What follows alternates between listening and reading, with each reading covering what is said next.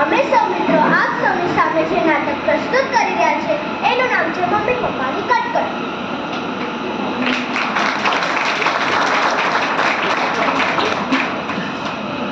12મું ધોરણ છે, ભણવા પર ધ્યાન આપ, કરિયર બનાવવાનું છે. મને ખબર પડે છે પપ્પા, હવે હું મોટો થઈ ગયો છું. ખબર છે કેટલો મોટો થઈ ગયો છે? એક વસ્તુ તો ઠેકાણે નથી હોતી. આખો દિવસ આ ક્યાં છે, પેલું ક્યાં છે, બૂમો પાડતો હોય છે. પપ્પા, ભણવાને અને વસ્તુ શોધવાને ક્યાં સંબંધ હોય? શિસ્ત એટલે કે ડિસિપ્લિન, એનો એક જ ગુણ બધે જ કામ લાગે છે. જો બધી વસ્તુ ઠેકાણે હોય તો ભણવાનું શેડ્યુલ પણ સમયસર જ ગોઠવાયેલો હોય અને મા બાપને ચિંતા જ ન હોય. બસ પપ્પા, હું લાઇબ્રેરીમાં જાઉં છું. તમારાથી કંટાળી ગયો છું. આજની પ્રજાને જરા કાંઈ બોલે તો ખોટું લાગી જાય છે.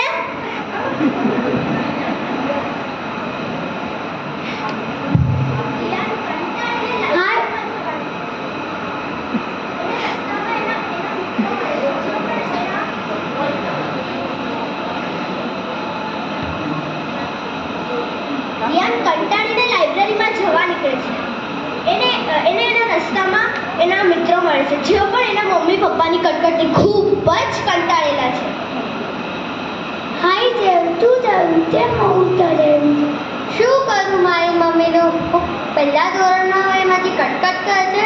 નાનપણથી પર્સન્ટેજ નહીં આવે, પહેલો નંબર નહીં આવે, એમ ડરાવી મારી જિંદગી જ કાઢી નાખી. SSCમાં તો મારી હાલત જ ખરાબ કરી નાખી હતી. શાંત થાવ, બધા શાંત થાવ. શું શાંત થાઈએ?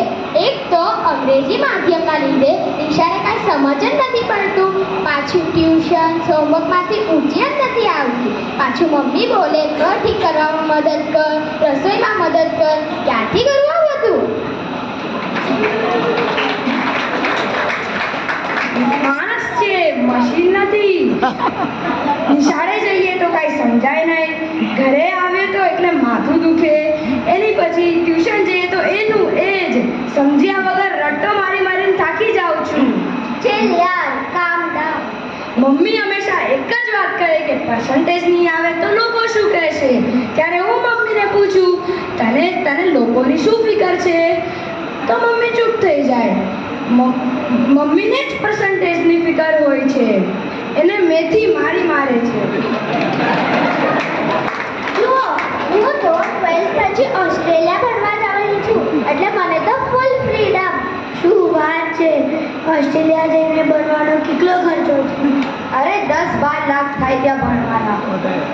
સ્વતંત્ર જિંદગી જીવવાની અને જે મનમાં આવે એ કરવાનું. મજાની life. Night out, disco, pub, wine, બધી જ છૂટ. Yes, all freedom.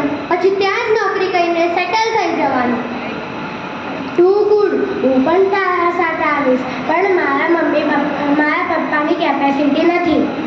લોન લઈ લેવાની. બહુ જ સુંદર કન્ટ્રી છે, મજા પડી જશે. તો ચલો, આપણે સૌ હમણાં જ ઘરે જઈને આપણા પપ્પાઓને કન્વિન્સ કરીએ. Bye bye.